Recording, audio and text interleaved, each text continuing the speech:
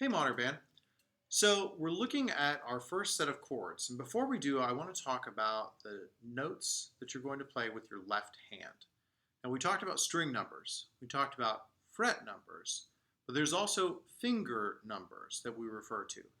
Now our thumb is almost never going to be playing notes. It might be muting some strings, but it's almost never going to be playing notes. So we don't include our thumb as a number. If you're a pianist, you're used to this being number one.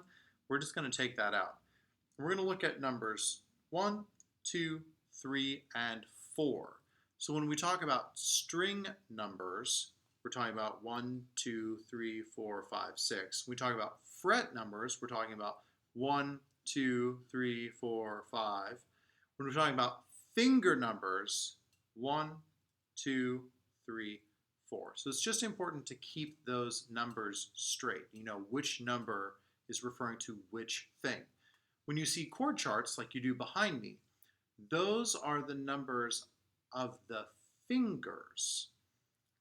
But if you look at tab charts that are a little bit different, those are going to be the number of the frets. It's really important to know which one you're talking about.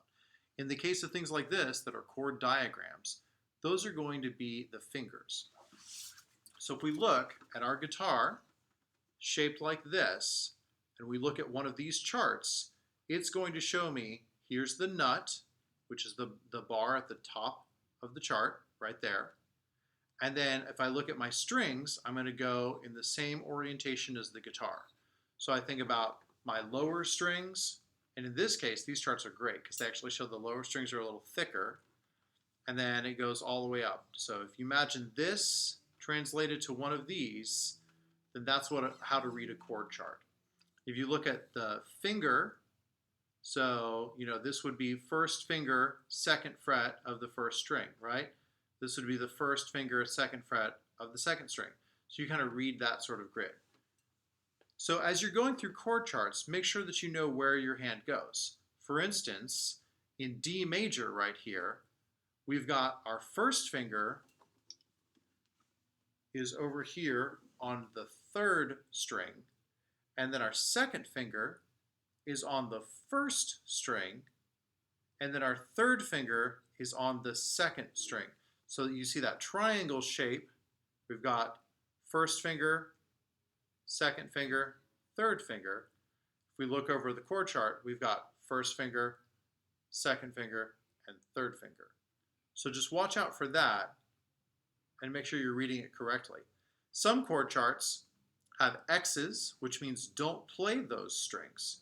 So in the case of D right here, we've got an X on our lowest E string. We've got an X on our lowest A string. So we shouldn't play those. What some guitarists will do is they'll bring their thumb around and they'll mute one or both of them, depending on how long their fingers are and how they can move their hand around. But at very least, just try to avoid playing them. The next one we see in our D major chart right here, and we also see in the E major chart here, those circles or O's mean no frets, open string. So just play that normally. So in the case of D major right here, we've got nothing, nothing, open, and then we've got our second fret here, and our third fret here, and then our second fret here. And so the frets, I'm showing the frets with this little line right here. There's my string, and there's my fret, and then I've got my first finger, my second finger, and my third finger for that particular chord shape. If I look at something like E major over here, then I've got open, and then I've got my second finger on the second fret, my third finger on the third fret, and then my first finger comes down on the first fret, but a couple strings lower. So I've got open, and then second fret, first fret, and then open, open. So that's how to read a chord chart, and that's how to look at those fingering positions when you see one of those charts. Keep practicing, and that'll become pretty routine pretty fast.